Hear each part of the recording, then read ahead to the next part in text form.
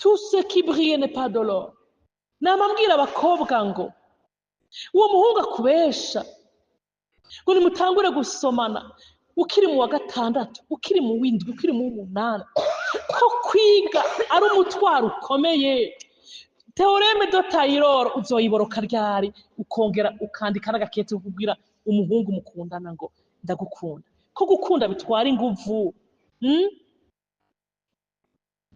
ko no kwiga bitwara inguvu navyo nyene. Tangura mubanze mugira amashuri. Je urumva ko principe nayo narihaye, navuga ati nuwoza confiance sinshobora kuzomwemerera ntashoboye kugera hehe muri kaminuza. Urumva ko umuhungu wa mbere ntanguye kwemerera urukundo naringeze hehe muri university, muri kaminuza. Kandi rero abantu bakamba banantera nubwo ati université ni cimetière des âmes, ngo nimva y'abakizwa. Kugera yuri umukobwa kijijwe gukabona ngo imyaka yamaze kujana ukaca wisika kuri songoye ngo umuntu wese aje. Urazi ubusambanyi buri ngaho muri iyo kaminuza. Wasanga ku munsi wa gatanu nukuri ndababwiza ukuri bakobwa. Ku munsi wa gatanu wasanga aba directeur généraux, abantu bakomeye n'abashikiranganje mu myaka yacu intwaro zari zihari, baza bagaparika imiduga ikomakomeye ahantu bita kuri kioske Mutanga, baje gutora abakobwa batwara muri hotel gusambana mu weekend, bararane weekend. Wowe ukarabura umukobwa ntugira n'ibirato ntugira n'iki, kandi imiduga yari ihagarika. Je ndibuka ko niga muri IPEA ni ishure riri ahantu muri Rohero, ntaha muri campus Mutanga, abantu bahazi ku Mutanga. Twagenda n'amaguru n'ukuri. Jewe hari inshuro zibiri imodoka yahagaze ikampa lift. Imwe yarimo umukoronere wo muri marine bajya bacunga ikiyaga. Arambwira ngo mukobwa, je nabonye usa n'umwana wo muri quartier, nico gituma amagara yenda gutwara. Ndandurira imodoka nibaza ngo umupapa akimye kunyunguruza. Ndakubwije ukuri, uwo mupapa yaranyunguruje. Tugeze mu nzira acarambwira ngo jewe unako ndakubaze ngo twoca muri hotel ngo turyame ngo tubanze turuhuke ngo hanyuma ngo cyenda gutahana muri campus.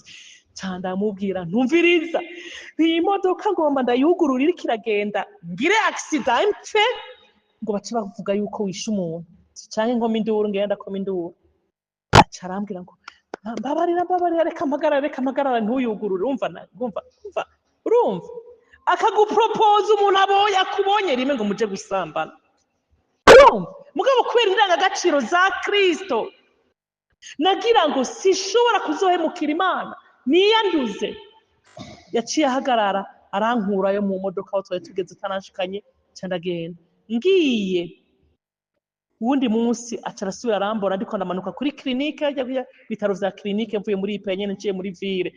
Zanumva arambwiye amahoro neza pasito, ewe mukizwa n'amahoro aduzi ibiyo ariko arambwira urumva nyitango di pasitori kandi je urumva kubera ikina. Ariko abakobwa benshi baragenda kandi yacatahana iyo telefone urumva yagenda ku wa gatanu ku wa gatandatu dimanche bakabagarukana muri campus baje kugira ngo bashangure ishure ku wa mbere muri weekend. Muri kaminuza tuba twigenga, nta ugukontorora, nta encadreur. Uvuye muri internet hari encadreur, hari ukubwira vyuka ya masaje amasaje. Ariko mugeze muri kaminuza muri home urigenga, wagomba utahana umuhungu mu cyumba cawe, nta ugufata nta ugutsa. No batubwira ngo ni cimetière des âmes. Abakobwa benshi barataye ibanga, baratwara ibitwarire. Twavyuka mu gatondo bamwe indabazi koroje ugasanga ubwana buri muri poubelle. Niyo bagiye kubunigira babuhamvye imbwa ziriko zirakurura ubwana. C'était catastrophique. Arageze tugira umutwaro wo gusengera kaminuza. Ubwana bw'ibitwarira abakobwa bakoroje inda benshi barakoze ayo marorego. Uyundi munsi ugira kabiri umuntu cyari twege mu gihe ca Domitien Ndayizeye niwe yari president. Umuntu hari 6h du matin ngiye ku rushengero ngiye nasengera mu Kamenge mu shengero ry'abagenzi riri hepfo y'isoko hariya mu Kamenge. Nava ku Mutanga ngenda mu Kamenge kuririmba muri kohare n'amaguru ntagira n'amahera. Ico gihe amabisi yari amafaranga ibihumbi amafaranga 50 50 ukaba utagira n'amahera 50 yo gufata bisi ukagenda n'amaguru. Yesu nadufasha. Imodoka ikiri hagarika nyene kandi icimbwira ngo je ndi protocole ngo ka Domitiano ngo nagomba ngo ducaho kumutanga niho mba ngo tunywe icayi ngo nje ndagusikana mu rushengero namubwira nti tiens jewe ubuye muri campus ngiye kuririmba ngiye mu ishengero muri chorale ngo nce mu mihana ngiye kunywa ivyayi sishobora ntibikunda siga carahagarara tuja gutsikirana gareka mama wanje sinari kuri igikizwa casaze urumva ngo sinari kuri igikizwa ngo batwita ngo canukiwe ngaguma ngo ngo cashishwe voila ngo cashishwe mama wanje ngo cashishwe aca nsiga ngaho ndagenda none gahemu nobabwira inkuru z'abakobwa bamwe nzi bakora ayo marorego ugasanga baragenda bakaryamana n'ivyo bigabo vy'ibidejo ko arakonona akagukwizamwo energy iyo energy yawe akayivoma ico cubahiro yenyeri yawe akayigukura kuko iyo uriko urasambana n'ibigabo bikuruta canke n'abahungu akuvomamwo inyenyeri n'icubahiro cawe n'ubwiza bwawe n'amakapasite n'amapotentialite Imana yagushizemwo ugasigara uri igikamvurwa akaca kujeta kuko baba bifitiye abagore babo none yoza kukubwira uwundi mubone wanje niwe yigeze kuza aca asambana n'uwundi mugabo yari afise umugore ndamubwira nti we vyakugendeye gutega shahu ko wewe wemerera umugabo afise umugore ko musambana ntagutwazi murumva ngo yamwira ngo yuko azoca yirukana umugore wiwe ngaca ntwara jewe nurumva ingene muhendwa wibaze ko gupfa kwahukana n'umugore wiwe aca atwara wewe ari ibintu vyoroshe ni kugira ngo akuvomwe izo mbaraga zawe icubahiro c'Imana yagushizemwo yakigukuremo hamaca kujeta komanze shifo nk'igishifo caboze ca kera urazi ko abakobwa bamwe tuzi twiganye uyu munsi urumva ko njenshikanye imyaka 50 umuntu atararonka umugabo baba banduta bafise nk'imyaka 55 bapfuye bashaje uko barabuze abagabo kandi bari abakobwa beza abakobwa b'inzobe bisiga ukababona bakayangana ukababona batahanye amatelefone batahanye impuzu nziza nawe nta kirato ufise nta telefone ufise mugabo ukihangana ukavuga ati sinza kujabura imitura nzokwihangana kugeza igihe Imana yanteguriye Yesu nadufashe cyane bakobwa beza sinzi impamvu Imana iri kirandongorera kuvuga ibintu nk'ivyo mu rushubu kugira ngo ndababwire ubwo burorero kugira mwihangana hatagira ukubesha ngo uri mwiza ngo rahabura ritera ukarisama uri mwiza ku mwiza wawe Imana yaguteguriye igihe gigeze nturi mwiza wa bose ngo bazokonone bakumare mu biki ubukumi bwawe kuko reka ndakubwira namabwira abakobwa ngo uri umuhwi mwiza usosa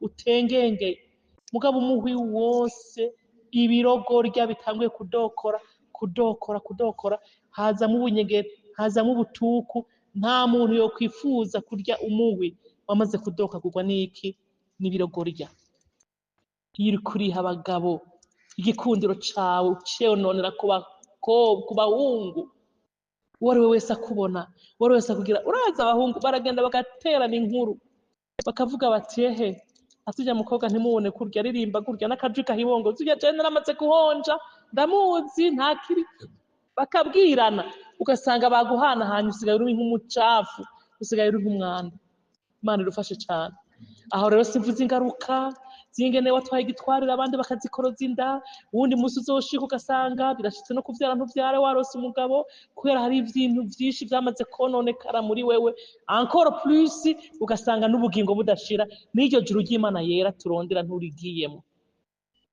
wofu umusaza uri umukobwa bakazoguhambuka aja mu isandugu mugabo uri umugororotsi nico kinabwira Imana ndagomba kutazogukoza isoni mwami Yesu nadufashe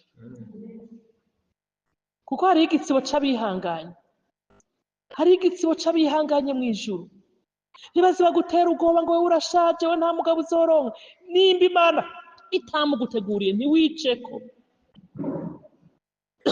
Yesu nashimwe Yakobo 1:3 dusome Yakobo 1:3 iyo uri kurasambana imburagihe bagutwara inyenyeri yawe ugasigara uri gikamvugwa ugasigara barapfiza kandi urabizi nimba ubona ari umugabo wibaza ngo aratunze agatangura guporopoza ngo umusambane wowe uri umwana mutoya bingana nuko ariko arakuvoma mu buryo butunzi bwiwe bwiyongera kubera inyenyeri yawe yavomyemo kuko ukiri muto ugifise energy kandi ubwo butunzi nawe Imana yo havuye ikabuguha iyo wari kwihangana. Yakobo 1:3.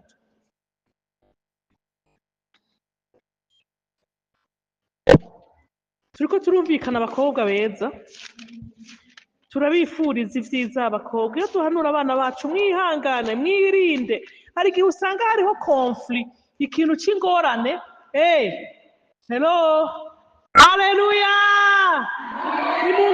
nimungirire kumuwane ko turi kumwe, abinyuma turi kumwe, tungagiza amaboko turabe, tungagiza amaboko umuntu amuse turabe.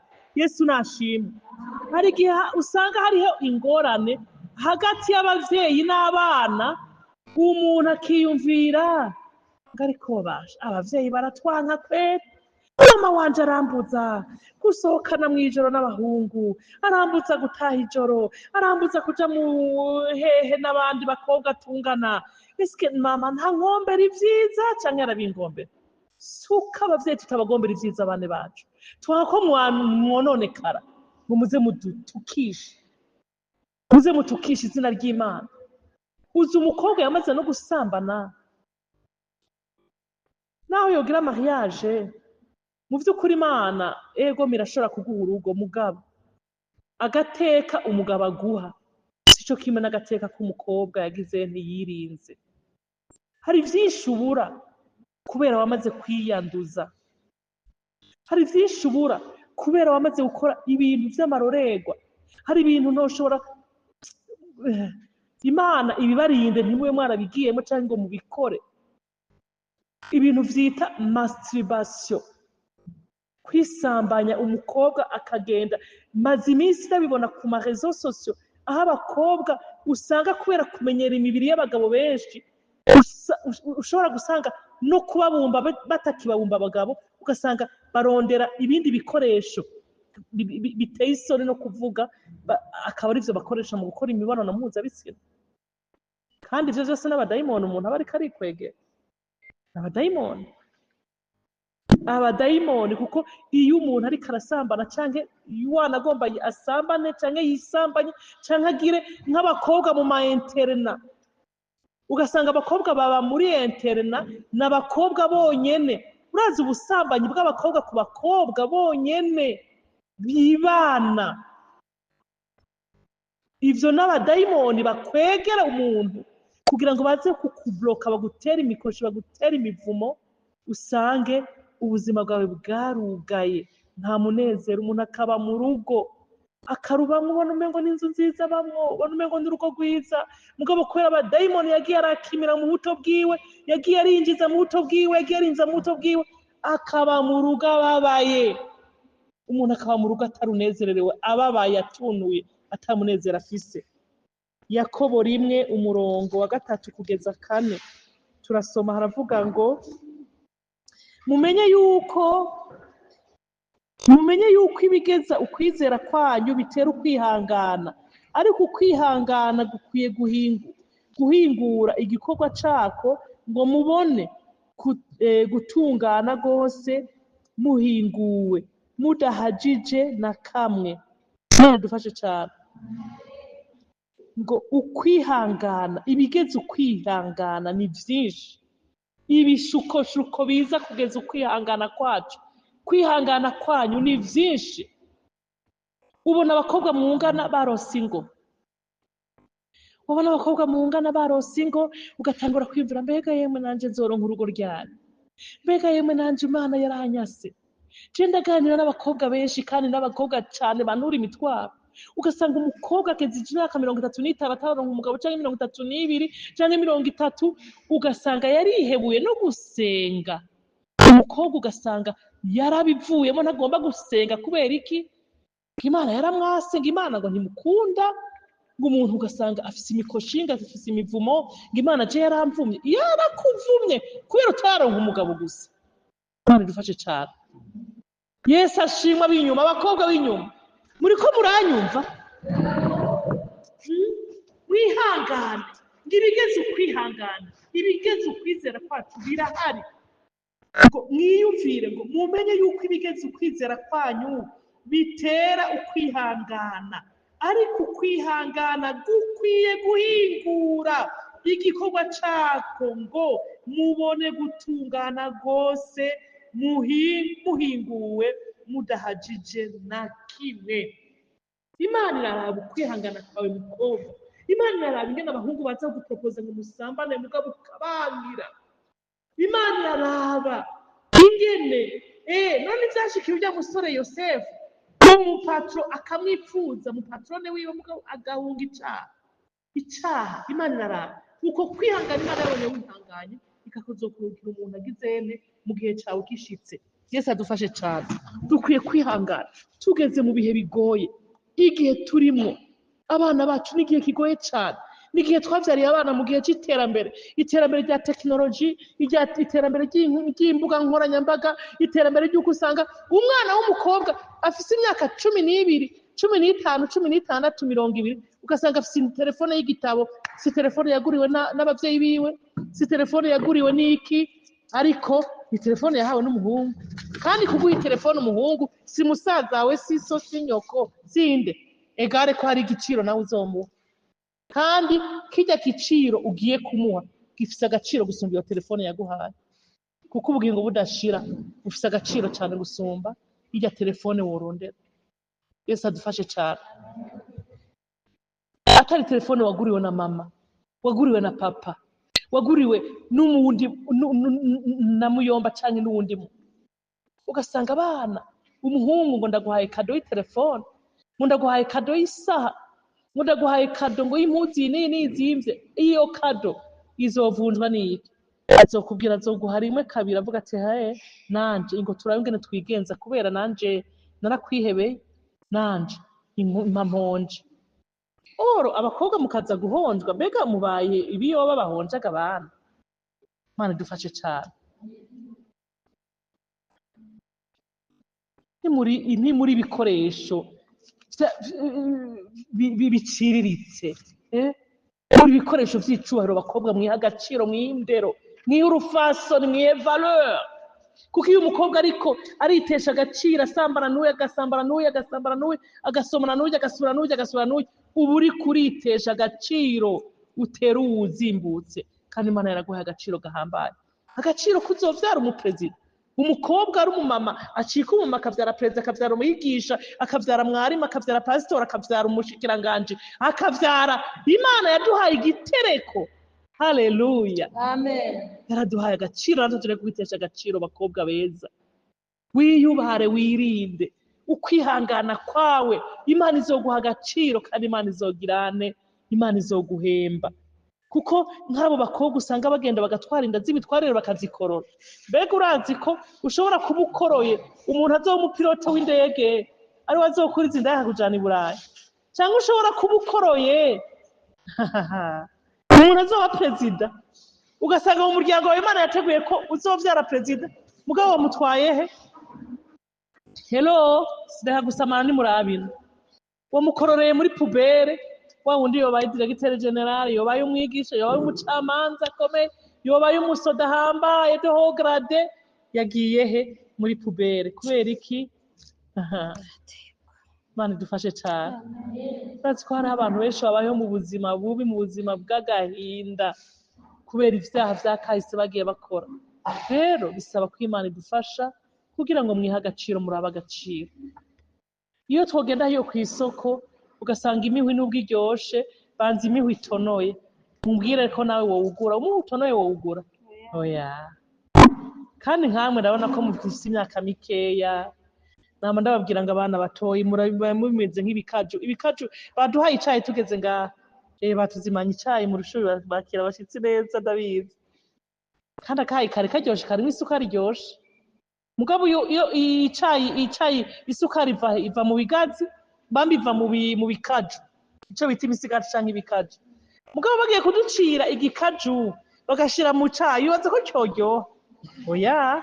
Urumva hari ukuntu babanza kuhingura akaca muri izine kugira ngo kize kibe kiki isukari icayi kiryoshe. namwe mukiri abana bo mu w'indwi mu w'umunani mu w'icenda mu w'icumi muracari ibikaju bana bacu, muracari ibikaju yaco babahonja ngo mube ibikamvugwa nimurindire. Haleluya. Yesu ashimwe. Amen, amen.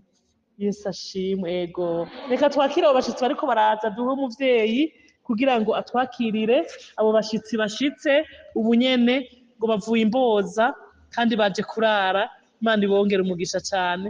Yesu nashimwe. Hinga banza bakire tuca tubandanya. Muri Yesu birembera, zananiranye muri Yesu birembera.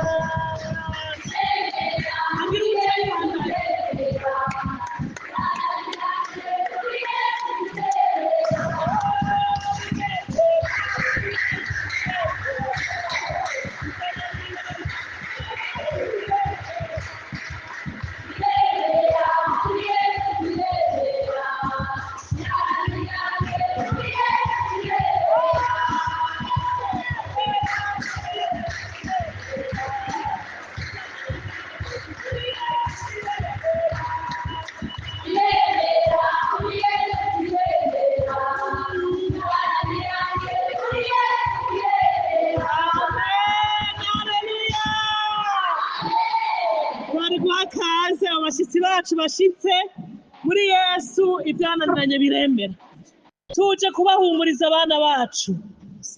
Yego nta kibazo. Yego genda nta kibazo. Yesu ashimwe. Muri Yesu biremera, ibyananiranye biremera. Bana bacu mureke kwihebura, bana bacu mureke kwicako, mureke kwiyumvira ngo Yesu yaratuvumye, ngo hari imivumo mugendana. Kubera iki? Kubera mwatevye kuronka abagabo. Tangura musenge, mwubaka ubucuti n'Imana. Nk'uko nababwiye ngo ivyaha bimara iki? Bimara imyaka umuntu. Ugasanga umuntu arapfutanye, ugasanga umwana arapfutanye, kandi kwihangana birimwo umugisha.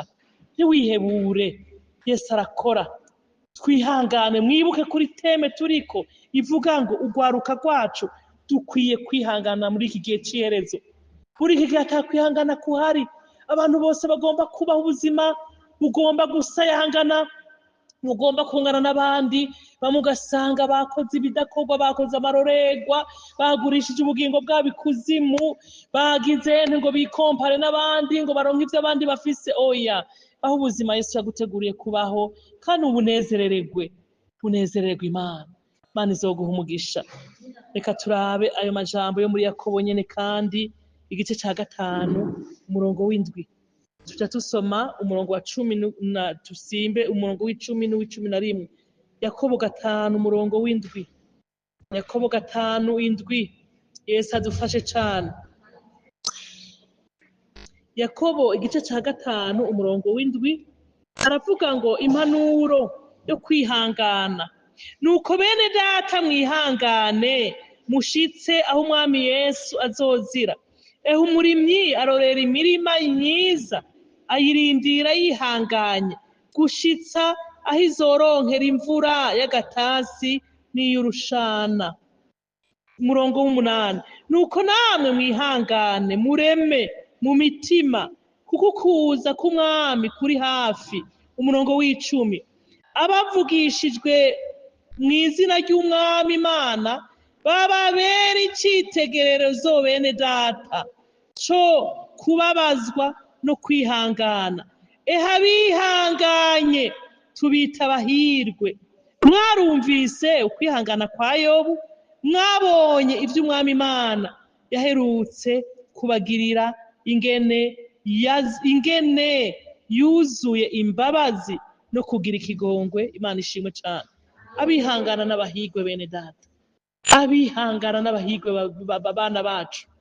Nariko navuga ngo hari igihe usanga hari ingorane hagati y'abana n'abavyeyi, ngo abana ngo umenga abavyeyi turabanka iyo turiko turabahanura, mwihangane mwigenze neza, mureke kuba ivyomanzi ku misozi, mureke kuba abana b'amashirasoni, bavuga nabi, bavuga egome, bakora nabi. Bane bacu nimureke kuba abana bakunda ibintu, ugasanga umuntu umutima wiwe ntuhaha. Twebwe muri sogondere tuciga mu mashuri makuru, hari ukuntu abana bamwe wasanga baza batunze, abandi bana nabo ugasanga baza bafise ibintu bikeya. Nari muri abo baza batondana ibintu bikeya, rimwe na rimwe n'amakaye adakwiye, rimwe na rimwe ugasanga afise impuzu imwe, ijipo imwe ya uniforme, ugasanga mugabo hariho abandi bana bafise ijipo nyinshi, bafise impuzu nyinshi. Ugasanga rero umwana nawe kubera atanezerewe n'ubuzima arimwo atangura gutira, agatira naka, kuri uyu wamuha agatira uyu, kundi wamuha agatira uyu, akama ariko aratira kugira ngo yereke abandi ngo afise impuzu nyinshi ntarize atira. Mugabo jewe numva Imana irampaye umutima unyuzwe, ndavuga ati naho mfise ijipo imwe ndayimesa nongere nce ndayambara bukeye nkayimesa mw'ijoro bukeye nkayambara. Sinje gutiragura impuzu ngo abantu bambone ngo nama ndahindura, kumva ari impuzu natiye. Harageze igihe Imana iranyambika, harageze igihe Imana irazimpa. Yesu nashimwe. Abakobwa nimunezererwe n'ubuzima Imana yabahaye. Twumvise ngo abihangana, ngo nuko bene data mwihangane mushitse aho umwami Yesu azozira. Umurimyi arorera imirima myiza yihanganye, akarindira imvura y'agatasi, akayindira niyurushana, hanyuma akabona kweza. Namwe bakobwa bacu nimukora imirimo Imana yabahamagariye, mwihangane. Igihe niyo cagera, hazogera igihe Imana ibahereza, haleluya, ibahemba uko kwihangana kwanyu mwagize. Twumvise ngo umwami wacu Yesu ari hafi. Hari igihe umuntu wiyumvira, twege tukiri muri ayo mashuri nyene, hari ukuntu mu mashuri arabihuha, canke mu gihe kanaka ugasanga hari ibintu vy'abihuha bitangura kuza. Twe batubwira ko mu mwaka w'ibihumbi 2000 ariho Yesu azoza, ngo ariho umuhero ngo uzoshika. Muribuka ko vyigeze kuba bidumuka, mwe muri bato navyo muzi, nk'aba batanu bakuze nibaza ko bavyumva. Mu bihumbi 2000 ngo niho umuhero uzoza. Ukaca wiyumvira mu bihumbi 2000 mbega basha yo, nzoba mpejeje sogondere n'ivyo, nzoba ninjiye muri kaminuza, mugabo sinzoba bwagira mariage, sinzoba bwavyare, sinzoba bwaronka umwana. Ukumva umengo hari ikintu uzobuhomvye. Ariko reka ndababwira, nasanze maze kugera mu rugo, nukuri jewe urugo ndarunezererewe kandi ndarukunda, urugo Imana yampaye. Mugabo nasanze hariho n'ibibazo. Yesu nashimwe. Mu rugo haraba ibibazo. Jewe ubwa mbere ibibazo batanguye guhura navyo na 13 ntagira umwana. Jewe narose umwana imyaka 3 iheze. Urumva ko navuga ko ntinya gusambana kuko nzi ko uryamanye n'umuhungu rimwe, mugo ivyo vyarandinze kameme. Umuntu acacika twarinda, ivyo narinzi. Mugabo jewe ncasanga imyaka 3 iraheze yose ntararonka umwana, twarose umwana ku mwaka ugira 3. Urumva ko ari ibibazo. N'ibindi rero, ibibazo vy'ubukene vyaradushikiye, ibibazo vy'inzara birashika naho nyene kandi ndi mu rugo. Mugabo Imana ndayumira ko naho nyene Imana igendera bigenza neza. Yesu nashimwe cyane. Rero namwe ntimwiyumvire ngo turiko turavuga ngo umwami wacu Yesu ngari hafi, ngo none ngo basha ngo madamu wasenga ariko atubwira ngo umwami wacu Yesu ngari hafi, ngo Yesu aze n'ukuri ngo tutaragira aba mariage, ngo Yesu aze n'ukuri ngo tutaragira ngo ubukwe nka ntararonka fiansoya. Nubwo Yesu azoza, hageze ko uronka umufiance, uzorongogwa, urongogwe, uvyare, hanyuma ugume wubaha Imana. Yesu nashimwe. Mugabo naho nyene Yesu aje asanga utararonka fiance, utaravyara, utararongogwa, mwijuru ni heza gusumba ivyo twiyumvira ngaha mwisi. Ntihagira ikintu na kimwe cyo gutuma rero uvuga ngo uri kuriruka n'ibihe. Abapagani nibo biruka n'ibihe, nibo bavuga ngo ibihe biraheze, ibihe biragize ibi, sindaronka ibi, reka nkuma kuma ibi, reka nibibi, reka nje kuraguza, reka nje kurondera urusango, reka nje kurondera kugira ngo umuhungu kanaka nkondoya. Senga Imana wihangana. Hanyuma umaze kwihangana, twavyumvise ngo umurongo w'8 ngo nuko namwe mwihangane mureme mu mitima, kuko umwami wacu Yesu Kristo, ukuza k'umwami wacu Yesu kuri hafi. Mwihangane, mwumve ko teme turimo ari iyivuga ngo kwihangana.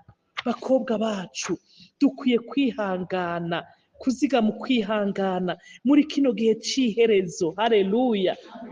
Iki kintu ciyumvire ko mu gihe abantu benshi babuze ukwihangana, mu gihe abakobwa benshi bagenda kuba abashirasoni, abandi bakaca bagenda kuba abamaraya, abandi bakagenda gukora ibintu bidakorwa. Twebwe twahamagawe n'umwami wacu Yesu, adusaba ko twihangana kandi twezwe. Yesu adufashe cyane. Imyaka Imana yagushingiye urayizi. Nimba ukiri umukobwa ukiri mu ishure, ukaba ugifise Imana ukagira abavyeyi bakurihira ishure, cyangwa ukaba ugifise Imana ukagira naho wowe udafise abavyeyi ufise umuntu akurihira ishure, ari kurihire wemere wige n'amashure menshi ugere kure. Imana izoguha umugisha. Naho niba vyarakugoye mu ishuri ukaba waravuyeyo, uyu munsi ukaba udandaza, uyu munsi ukaba uri umurimyi, uyu munsi ukaba ukora ahantu kanaka, ukora unezerewe wibuka ko ijisho ry'Imana rigirane rikuraba rikubona. Iminsi Imana yagushingiye niyagera, Imana izoguhembera kwihangana kwawe. Tugeze mu gihe kibi c'iherezo, tugeze mu gihe ca nyuma, twumvise ngaha bihanganye tubita abahigwe. Imana idufashe cane. Niwihangana Imana izokwitwa umuhigwe mu vy'umukobwa mwiza. Nimwihangana Imana izobaha igitsebo co kwihangana. Icete ca kabiri ca Petero 1:5. Icete ca kabiri ca Petero 1:5 kugeza 7. Icete ca kabiri ca Petero 1:5 turageza ngaha 7. Namwe ngiye mu cete ca mbere. Icete ca kabiri ca Petero 1:5 haravuga ngo mbere kubw'iyo nyanduruko nyene ubwanyu mushire umwete wose ukwizera kwanyu mukongere kw'ingeso nziza. Ingeso nziza muzongere k'ubwenge, ubwenge mubwongere ko kwirinda, ukwirinda mukongere ko kwihangana, ukwihangana mukongere ko kubaha Imana, ukubaha Imana mukongere ko gukunda bene data, ugukunda bene data mukongere ku rukundo. Imana ishimwe cyane. Urumva Petero nawe ariko aravuga ingene dukwiye kumera, akavuga ngo kongera. Urabizi kongera, iyo uriko uravuga ngo iki ni kirundo c'ibijumba, ongerako ibintu, ongerako ivoka nayo nyene irajana n'ibijumba, ongerako ibiharage navyo nyene urabikoze ibijumba. Urabona kongerako. Aha naho ariko aratubwira ngo kubw'inyanduruko nyene ngo ubwanyu mushire umwete wose, ukwizera kwanyu mukongere kwiki, mukongere kw'ingeso nziza. Niba ufise ukwizera ko Imana izokugira neza, niba ufise ukwizera ko Imana izogutabara, ongerako n'ingeso nziza. Ntuba umunyangeso mbi, ntuba umukobwa atukana, ntuba umukobwa ashira isoni, atubaha abavyeyi.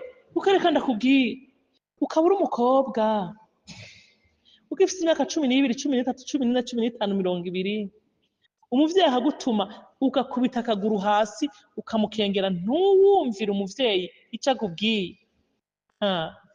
Ntiwibaze ngo uzokumvira umugabo, niho uzosanga ugiye no mu rugo amakofe ngayo, kuko umugabo wowe ntabwo ari musaza wawe, ntimwavukanye, ntimwakuranye.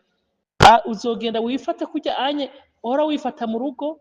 Ugasanga abakobwa ubu turi mu gihe c'amavakansi, umukobwa akavyuka 5:00, aho kuvyuka ubundi umukobwa agizwe no kuvyuka akaraga kubura mu rugo, agakubura mu nzu, agakoropa, agasasa igitanda, akamesura, akagira isuku. Atwara abakobwa bavyuka ugasanga igitanda avyutse nk'imene, akavumbura nk'iki, hagera mw'ijoro ugasanga n'amashuka ntibazi kumesura n'amashuka baryamamwo. Ushobora kwiyumvira ngo uri umukene, ngo nta sabune. Emwe ubuhoho n'isabune y'ijana irabaho, n'isabune y'amahera murantu mwenze isabune y'ijana ntikiriho, nta gapande k'ijana 50 ijama 500, 500, igipande c'300 ukamesura. None twege kera ntitwagenda twamesuza ibita ibigatanya. Erega je ntimwonkanga ngo murabakene, ngo ubukene je sindabuzi, je ubukene ndabuzi. Ibigatanye ugasanga umuntu ntafise isabune. Twagenda mu mwonga gucamaga, dukafata ibuye, kunyuza amaguru n'ibuye, hamwe n'ibindi bintu bita ivyatsi, sinzi ingenda bavyita. Ibigatanye ukabihonda, bijya bigatanye bivamwo ubugwegwe n'ibiziriko. Nimubizeye bavyita ingagari canke ibigatanye. tukabihonda honda honda honda ukamisuza impuzu ukagenda ugateka ikambiri amavuta wayashuhije cyane ukayacemutsa ugashiramo ibikaratusi canke amababi y'indimu ukayisiga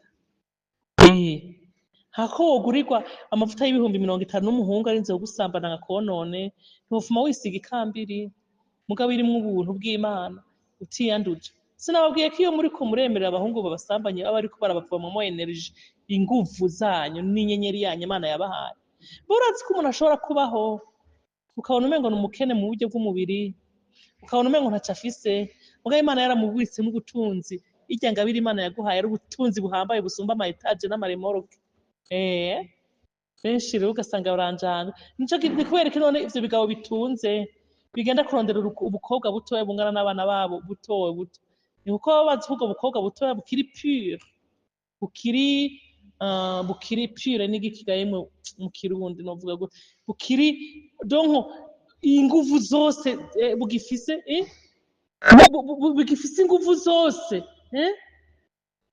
haje Imana yababitsemo ubutunzi budasanzwe Imana ibe bafisemo ubutunzi budasanzwe bakaca bagomba rero kugira ngo bongereze bo bariko barasaza bariko baravunguka bariko baraba ibintu vyabaye demode bakaja kurondera inkomezi n'inguvu muri ubwo bukobwa buto buto usanga yasubiye kwiyubura usanga yasubiriye gutunga no kuduga cyane kumva ubwo butunzi ariko arakoresha bwa rubwi wawe Imana yagushizemwo nubwo butarasokoroka aguhendesheje telefone aguhendesheje impuzu kanaka oro nawe agiye gukoresha ivya Imana yagutije woronsemwe telefone 10 woronsemwe impuzu 10 ingahe mugabo kubera kutihangana ukagomba kurya ibitura ugatakaza agaciro Imana yashize muri wewe Imana dufashe cyane abihangana n'abahigo ntimwemere ababahenda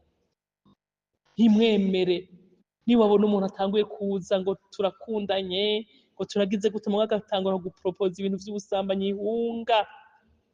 hunga agomba kukuroga agomba kugusahura agutwara ivy'agaciro Yesu yaguhaye muravyumva abakobwa bavuye imbozi mwiyubare ntimugende mutukanira ku gasozi ntimugende mushira isoni mwumvira abavyeyi mukore mu b'abakobwa b'umwete bakora mwige guteka mwige gucumba mwige gukubura mwige kugira isuku mwige kuvyuka kare mukora udukorwa two mu rugo ivyo vyose bizobatunga bibatume ugiye no mu rugo rwawe kubana n'uwo muhungu wa nyuma bukwe w'abanyuko bukwe utazi iyo yakuriye utazi ingene yaremwe muzobana amahoro ukazobona kuri umunyamwete uri umukobwa uzi gukora ibikorwa Yesu nadufashe cyane turabandanya n'aya majambo igice cya kabiri cya Petero nyene 3:14 igice cya kabiri cya Petero 3:14 turageza ku murongo wa 18 igice cya kabiri cya Petero 3:14 yaravuga ngo nico gituma naho inyuma gatoya nico gituma bo nkunda kuko mureretse ivyo mukwiye kugira umwete wo kuzosangwa mu mahoro hari amajambo mugabo tutahejeje reka tubaye dusubire mu gice cya kabiri cya Petero 1 navuze ngo turiko turavuga ngo ukwihangana ngo kwizera kwanyu mukongereko ingeso nziza nazo ngo muzongere ubwenge mubwongere ko kwirinda kenshi hari igihe abakobwa umengo bavuga ngo nta bwenge bafise ngo barahendwa vyoroshe n'umuntu yoroshe mukobwa n'umuntu fasile ngo bakubenceje iki bagukweka kwegesheje iki kuko imitima y'abakobwa kenshi barakunda kumviriza utujambo dusosa abahungu bababwira ugasanga bakubera ukavuga ngo n'ivyo bintu we wemera ko musambana wo muryamana n'uwe vye kuri uwo muntu wari ufise ubwenge canke urumva twumvise ukwizera tukongere ku urukundo tukongere ku kwizera ukwihangana ukwizera kwanyu gukongerwe kw'ingeso nziza muzongere kubwenge ntitugene nk'imbura bwenge ubwenge mubwongere ko kwirinda mukongere ko kwihangana urumva kwihangana biguma bigaruka wongere kwika ibyo ni kuvuga n'amakarite yose ni ibintu byose vyiza bishobora gutuma uri umukobwa wo kwifuzwa nubwo muba mudafise ibintu vyamurengera mudatunze mu rugo iwanyu mugabo ukaba ufise ayo makarite y'ubwizigirwa y'inyankamugayo, ndakubwije ukuri ko Imana izoguha umugisha. Kandi Imana ntisuzugurana, Imana ntikengerana nk'uko abantu bakengerana. Umuntu barashobora kuvuga ngo muri urya muryango oya nta kigenda ni mu bakene. Ewe ndakubwira Imana kubera ukwihangana no kutiyandarika, ugasanga igukuye muri uwo muryango w'abakene ikakwicarikana n'abakomeye, ikagushira mu muryango uhambaye, ugasanga uri umuntu akomeye. Imana yarakugize ukwifuza. Kubera iki? Kubera kwihangana. Nta muntu n'umwe Imana yaremanye ibuye mu mutwe. Ivyo abandi bafise, aho abandi bageze, ivyo abandi barose, Imana irashobora kubiguha mu kwihangana. Ariko kandi ukagira n'umutima unyuzwe. Simaka bose ngo bazoronka amaremoroke, simaka bose ngo bazoronka amazu y'ama etaje, uzoba no mu nzu isanzwe mugabo ufise umutima ushima, urute, wuba mu ma etaje mugabo atanezerewe, yabikuye mu busuma, yabikuye mu busambanyi no mu kuja kudandaza ubugingo bw'ikuzimu, yarasinyaraniye amasezerano na shitani. Imana idufashe cane. Ibi bintu ndiko ndababwira murumva ko ari ibintu biri profane, kuko tubifuriza ejo heza, tubifuriza akazoza keza. Abana turiko turahanura nuko tutagomba ko mwandagara, ngo mukoze isoni imiryango yanyu muvukamo, ngo mukoze isoni igihugu canyu, mukoze isoni ishengero ryanyu ryabareze. Mwihangane. Nubwo muzobona hariho abapapa bamwe bataye umutima, bataye indero, ugasanga bariko barubahwa kuja guheheta inyuma y'ubwana buto, muze mubabwira ati papa ndagusonera ndakubaha, mugabo ivyo uriko urambwira birakurengeye.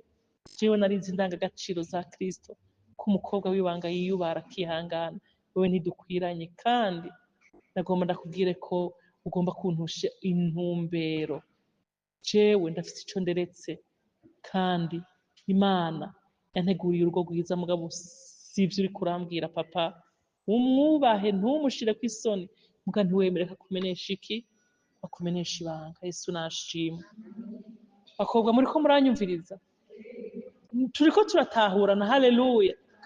Kugeza ngaho ngeze hari ikibazo mufise? Hari ikibazo mwombaza mukavuga ati hari ivyo batubwiye tutatahuye canke tutariko turumva? Yesu ashimwe. Vyose biratahuritse. Ndiko ndavuga iki kirundi cumvikana, nubwo igifaransa cyamaze kutubata turimi nza ndacishamwe, mugabo muravyumva. Imana ishimwe. Tubifuriza kugira kazoza keza, tugomba urugo rwiza. Nivyo nabwiye abantu nama nasengera n'Imana. Mana, aba bana wampaye sishaka kuvyarira Gihenome, abana bazoja mu muriro, jewe nkaja mwijuru, mugabo abana banje bakaja muri Gihenome kubera ingeso mbi bagiye bandura. Ntabarira abana Mana, je n'umuryango wanje nzogende dufatanya amaboko tuvuga ati Yesu ngaba wampaye mw'isi, narababungabunze ndabakuzaniye. Yesu nashimwe. Birababaje kubona umuvyeyi yubaha Imana mugabo abana bakazoja muri Gihenome. Birababaje kubona abana bubaha Imana mugabo abavyeyi ugasanga bagiye muri Gihenome. Mu bisanzwe ibintu vy'imiryango mwijuru nta mugabo nta mugore, n'ivyo nta vyo kuvyara nta n'ivy'abana.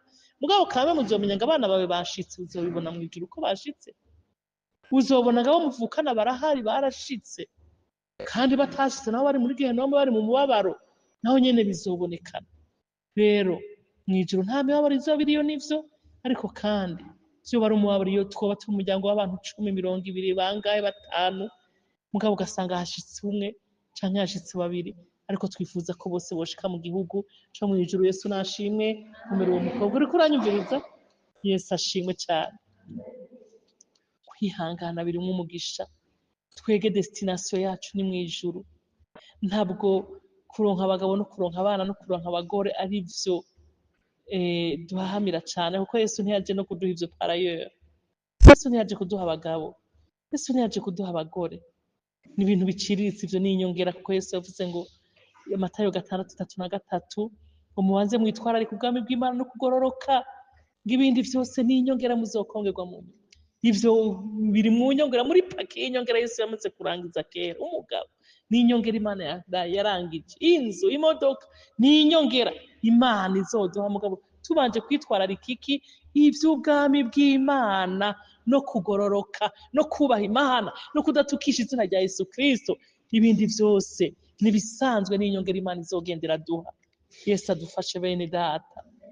Bane bacu mube mugire akaranga muntu ka Kristo.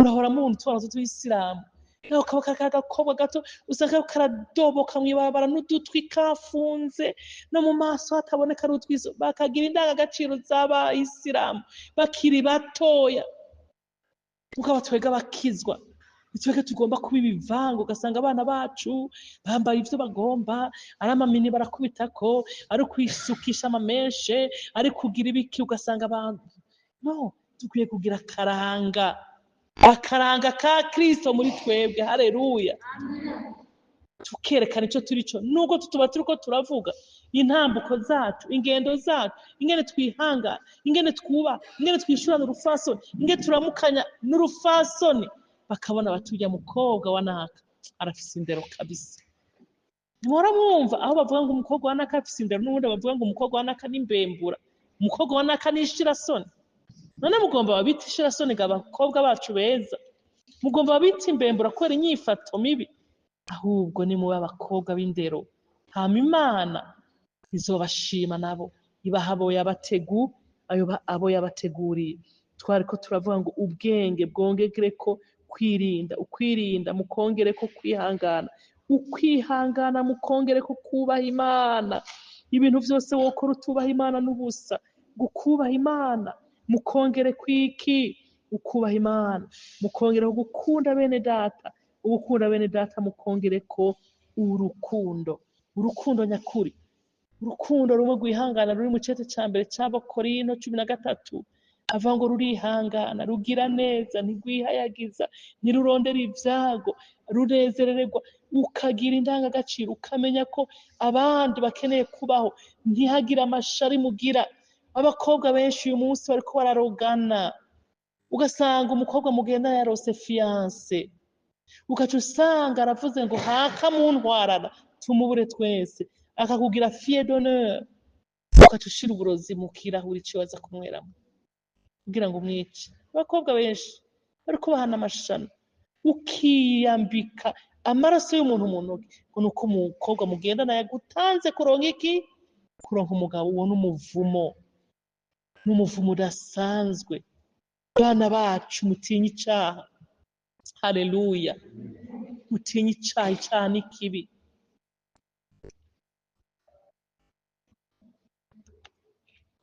umuntu uramwica ukamuroga mugabo nawe imva yawe igasigara irangaye umunsi wapfuye ugasanga babandi bose wakoreye ikibi basigaye baragirana ca wibaza umukobwa muzima mwiza arishe mugenzi we ngo nuko amutanze kuronka umugabo aramuroze abandi bagatanga amakada arimwo amashana arimwo uburozi ntibazoshike bavyara abandi bazoshike bapfa n'ibindi biteye agahinda amazigo n'amashari vyuzuye mu bantu kubera iki kutanezererwa umugisha kutagira urukundo iyo umuntu ariko aripfuriza inabi uwundi nta rukundo aba afise ubundi twege nta muntu twaremye ubundi wewe nta muntu waremye reka abantu babeho uw'Imana ihezagiye ejo nawe uzoshikirwa aravuye mu murongo kugira nawe winjiremo ntagira amashari abaganza ntagira inzigo zibaganza abakobwa bacu beza mu abana beza b'umugisha b'ubwizigirwa Imana izobahezagira Yesu nashimwe tugende kuri ya majambo rero mu gice cya kabiri ca Petero 2 umurongo wa 14 hanyuma turabe ingene havuga turageza ku murongo wa 18 haravuga ngo nico gituma bo nkunda kuko mureretse ivyo mukwiye kugira umwete wo kuzosangwa mu mahoro mutagira ikirabagu mutagira umugayo imbere yiwe mwiyumvire yuko kwihangana k'umwami wacu aragakiza nk'uko mwene data akundwa Pawulo yabandikiye uko ubwenge yahawe bungana yagenjeje atyo mu vyete vyiwe vyose aho yavuze ivyo muri ivyo harimwo bimwe bigoye itahura ivy'abatungu badakomeye bagoreka nk'uko bagira ivyanditswe bindi bakihamagarira guhona none mweho abo nkunda kuko musanzwe muzi ivyo mwirinde ngo ntimutwagwe n'ubuzimire bw'abatirinda mugata ugushikama kwanyu, ariko mukurire mu buntu bwa Yesu Kristo umwami wacu n'umukiza, no mu kumenya no mu kumumenya. Icubahiro kibiciwe ubu no gushitsa umunsi utagira iherezo. Amen. Mukurire mu buntu bw'Imana abakobwa bacu beza, mushikame mwiyubara kugira ngo Imana nyene amahoro, haleluya, mumenye kuko kwihangana kwanyu, gukwihangana k'umwami wacu aragakiza, nguko mwene data Pawulo yatanguye kuvuga. Ubu ni Petero nawe ariko arabisubiramo abishimangira ivyote vya Pawulo, ahanura abantu kwihangana, kwirinda, kwiyubara. Tugeze mu gihe c'iherezo, igihe turimwo, igihe turiko tuvyariramwo abana bacu, n'igihe kigoye cane kuko gifatanye n'ivyitwa iterambere, kandi iryo terambere nyene vyinshi biratuma benshi bacafura. Kuko uravye ibintu bica ku marezo sosiyo, imyanda ikwiragizwa kuri ayo marezo sosiyo, n'ibintu biteye ubwoba, ibintu bihaca n'ibintu bihakorerwa biteye ubwoba, bibabaje cane. Yesu adufashe cane. Mugabo turahamagarirwa kwihangana, turahamagarirwa kugira umutima wo kurondera Imana, ikintu kizogushoboza kutahugumbwa no kutihebura, ngute ikuba canke ngutibaba.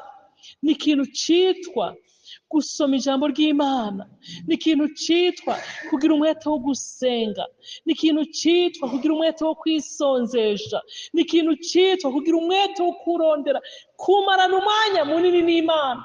Mu gihe uri muri tamoro, Satani ntagomba ahantu ugenda mu bisamaza ngo bigutware umutima. Oya, bisaba yuko ugumana n'Imana. Nimba uri mw'ishure, ubwami bw'Imana ukabugendana muri wewe. Nimba ugiye kurima, ufise igisuka ugiye mu murima, ukumva wiyumvira ku ijambo ry'Imana, ukagira ijambo ry'Imana muri wewe rigwiriye, rizogutuma riguteja gukora ivyaha.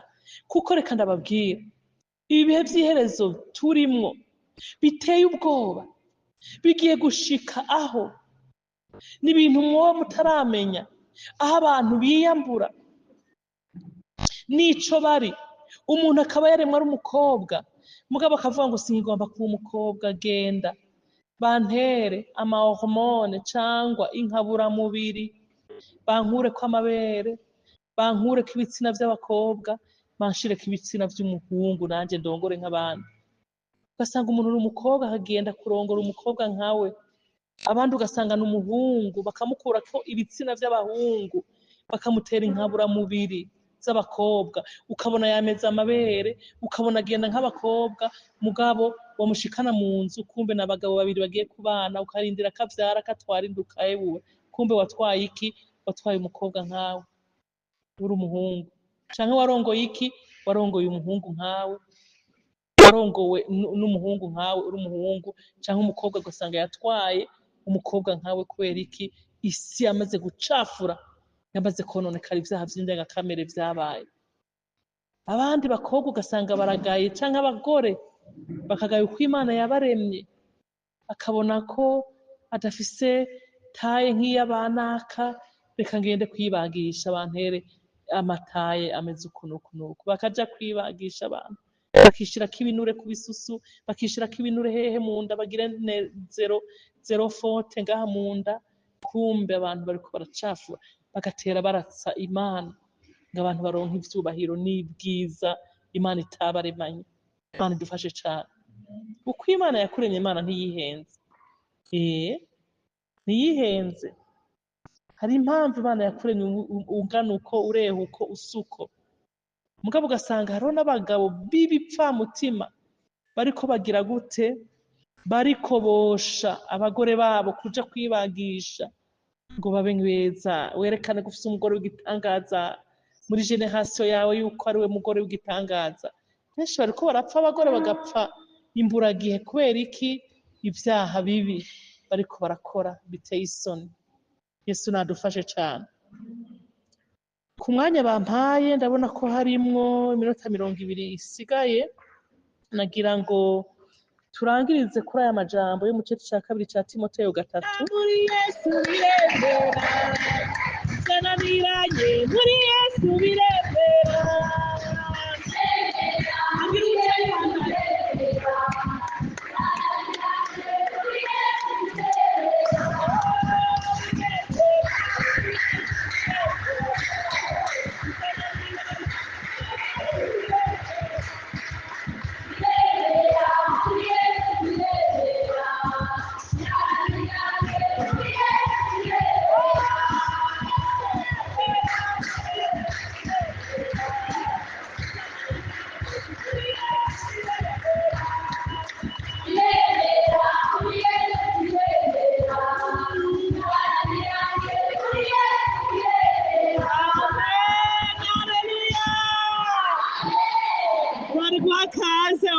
bacu bashitse muri Yesu ibyananiranye biremera.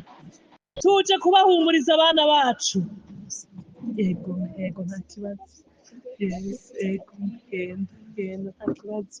Yesu ashimwe. Muri Yesu biremera. Ibyananiranye biremera. Bana bacu mureke kwihebura. Bana bacu mureke kwicako. Mureke kwiyumvira ngo Yesu yaratuvumye ngo hari imivumo mugendana kubera iki? Kubera mwatevye kuronka abagabo. Tangura musenge mwubaka ubucuti n'Imana. Nk'uko nababwiye ngo ivyaha bimara iki? Bimara imyaka umuntu. Ugasanga umuntu arapfutanye. Ugasanga umwana arapfutanye kandi kwihangana birimwo umugisha. Ntiwihebure. Yesu arakora. Twihangane mwibuke kuri teme turiko ivuga ngo ugwaruka rwacu dukwiye kwihangana muri iki gihe c'iherezo. Muri iki gihe atakwihangana kuhari. Abantu bose bagomba kubaho ubuzima bugomba gusayangana, mugomba kungana n'abandi. Bamwe ugasanga bakoze ibidakorwa, bakoze amarorerwa, bagurishije ubugingo bwabo ikuzimu, bagize ngo bikompare n'abandi ngo baronke ivyo abandi bafise. Oya, aho ubuzima Yesu yaguteguriye kubaho kandi ubunezerererwe Imana. Imana izoguha umugisha.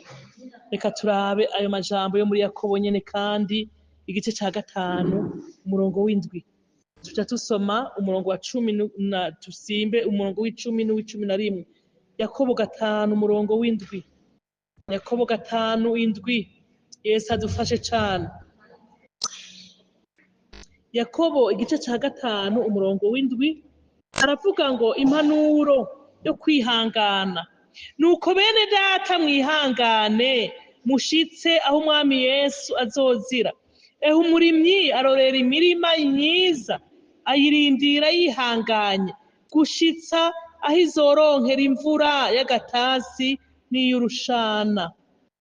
Umurongo w'8. Nuko namwe mwihangane mureme mu mitima kuko kuza k'umwami kuri hafi. Umurongo w'10. Abavugishijwe mu izina ry'umwami Imana bababera icitegererezo bene data co kubabazwa no kwihangana. Abihanganye tubita abahirwe. Mwarumvise ukwihangana kwa Yobu, mwabonye ivyo umwami Imana yaherutse kubagirira, ingene yuzuye imbabazi no kugira ikigongwe. Imana ishimwe cane. Abihangana n'abahirwe bene data. Abihangana n'abahirwe bana bacu. Nariko navuga ngo hari igihe usanga hari ingorane hagati y'abana n'abavyeyi, ngo abana ngo umenga abavyeyi turabanka iyo turiko turabahanura, mwihangane mwigenze neza, mureke kuba ivyomanzi ku misozi, mureke kuba abana b'amashirasoni bavuga nabi, bavuga egome, bakora nabi. Bane bacu nimureke kuba abana bakunda ibintu. Ugasanga umuntu umutima wiwe ntuhaha. Twege muri sogondere tuciga mu mashure makuru, hari ukuntu abana bamwe wasanga baza batunze, abandi bana nabo ugasanga baza bafise iki? Ibintu bikeya. Nari muri abo baza batondana ibintu bikeya, bimwe na rimwe n'amakaye adakwiye. Rimwe na rimwe ugasanga afise impuzu imwe, ijipo imwe ya uniforme. Ugasanga mugabo hari abandi bana bafise ijipo nyinshi, bafise impuzu nyinshi. Ugasanga rero umwana nawe kubera atanezerewe n'ubuzima arimwo atangura agatira naka, kuri uyu wamuha agatira uyu, kundi wamuha agatira uyu, akama ariko aratira kugira ngo yereke abandi ngo afise impuzu nyinshi ntarize atira. Mugabo jewe numva Imana irampaye umutima unyuzwe, ndavuga ati naho mfise ijipo imwe ndayimesa nongere nce ndayambara bukeye nkayimesa mw'ijoro bukeye nkayambara. Sinje gutiragura impuzu ngo abantu bambone ngo nama ndahindura kumva ari impuzu natiye. Harageze igihe Imana iranyambika, harageze igihe Imana irazimpa. Yesu nashimwe. Abakobwa nimunezererwe n'ubuzima Imana yabahaye. Twumvise ngo abihangana ngo nuko bene data mwihangane mushitse aho umwami Yesu azozira. Umurimyi arorera imirima myiza yihanganye, akarindira imvura y'agatasi, akayindira n'iy'urushana, hanyuma akabona kweza. Namwe bakobwa bacu nimukora imirimo Imana yabahamagariye, mwihangane. Igihe niyo cagera hazogera igihe Imana ibahereza, haleluya, ibahemba uko kwihangana kwanyu mwagize. Twumvise ngo umwami wacu Yesu ari hafi. Hari igihe umuntu wiyumvira twebwe tukiri muri ayo mashuri nyene, hari ukuntu mu mashuri arabihuha canke mu gihe kanaka ugasanga hari ibintu vy'abihuha bitangura kuza. Twe batubwira ko mu mwaka w'ibihumbi 2000 ariho Yesu azoza, ngo ariho umuhero ngo uzoshika. Muribuka ko vyigeze kuba bidumuka mwe muri bato navyo muzi, nk'aba batamu bakuze nibaza ko bavyumva ngo mu bihumbi 2000 ngo niho umuhero uzoza. Ukaca wiyumvira mu bihumbi 2000 mbega basha yo nzoba mpejeje segondere n'ivyo, nzoba ninjiye muri kaminuza, mugabo sinzoba bwagira mariage, sinzoba bwavyare, sinzoba bwaronka umwana, ukumva umengo hari ikintu uzobuhomvye. Ariko reka ndababwira, nasanze maze kugera mu rugo, nukuri jewe urugo ndarunezererewe kandi ndarukunda, urugo Imana yampaye. Mugabo nasanze hariho n'ibibazo. Yesu nashimwe. Mu rugo haraba ibibazo. Jewe ubwa mbere ibibazo natanguye guhura navyo na 10 imyaka 3 ntagira umwana. Jewe narose umwana imyaka 3 iheze. Urumva ko navuga ko ntinya gusambana kuko nzi ko uryamanye n'umuhungu rimwe, mugo ivyo vyarandinze kameme. Umuntu acacika twarinda. Ivyo narinzi. Mugabo jewe ncasanga imyaka 3 iraheze yose ntararonka umwana, twarose umwana ku mwaka ugira 3. Urumva ko ari ibibazo. N'ibindi rero, ibibazo vy'ubukene vyaradushikiye, ibibazo vy'inzara birashika naho nyene kandi ndi mu rugo. Mugabo Imana ndayumira ko naho nyene Imana igendera bigenza neza. Yesu nashimwe cyane. Rero namwe ntimwiyumvire ngo turiko turavuga ngo umwami wacu Yesu ngo ari hafi, ngo none ngo basha ngo madamu wasenga ariko atubwira ngo umwami wacu Yesu ngo ari hafi, ngo Yesu aze n'ukuri ngo tutaragira aba mariage, ngo Yesu aze n'ukuri ngo tutaragira ngo ubukwe nka ntararonka fiansoya. Nubwo Yesu azoza, hageze ko uronka umufiance, uzorongogwa, urongogwe, uvyare, hanyuma ugume wubaha Imana. Yesu nashimwe. Mugabo naho nyene Yesu aje asanga utararonka fiance, utaravyara, utararongogwa, mwijuru ni heza gusumba ivyo twiyumvira ngaha mwisi. Ntihagira ikintu na kimwe cyo gutuma rero uvuga ngo uri kuriruka n'ibihe. Abapagani nibo biruka n'ibihe, nibo bavuga ngo ibihe biraheze, ibihe biragize ibi, sindaronka ibi, reka nkomakuma ibi, reka nibibi, reka nje kuraguza, reka nje kurondera urusango, reka nje kurondera kugira ngo umuhungu kanaka nkondoya. Senga Imana wihangana. Hanyuma umaze kwihangana, twavyumvise ngo umurongo w'8 ngo nuko namwe mwihangane mureme mu mitima, kuko umwami wacu Yesu Kristo, ukuza k'umwami wacu Yesu kuri hafi. Mwihangane, mwumve ko teme turimo ari iyivuga ngo kwihangana. Bakobwa bacu dukwiye kwihangana, kuziga mu kwihangana muri kino gihe c'iherezo. Haleluya. Iki kintu ciyumvire ko mu gihe abantu benshi babuze ukwihangana, mu gihe abakobwa benshi bagenda kuba abashirasoni, abandi bakaca bagenda kuba abamaraya, abandi bakagenda gukora ibintu bidakogwa, twebwe twahamagawe n'umwami wacu Yesu adusaba ko twihangana kandi twezwe. Yesu adufashe cyane. Imyaka Imana yagushingiye urayizi. Nimba ukiri umukobwa ukiri mu ishure, ukaba ugifise Imana ukagira abavyeyi bakurihira ishure, cyangwa ukaba ugifise Imana ukagira naho udafise abavyeyi ufise umuntu akurihira ishure, ari kurihire wemere wige n'amashure menshi ugere kure, Imana izoguha umugisha. Naho niba vyarakugoye mu ishure ukaba waravuyeyo, uyu munsi ukaba udandaza, uyu munsi ukaba uri umurimyi, uyu munsi ukaba ukora ahantu kanaka, ukora unezerewe, wibuka ko ijisho ry'Imana rigira hane, rikuraba, rikubona. Iminsi Imana yagushingiye niyagera, Imana izoguhembera kwihangana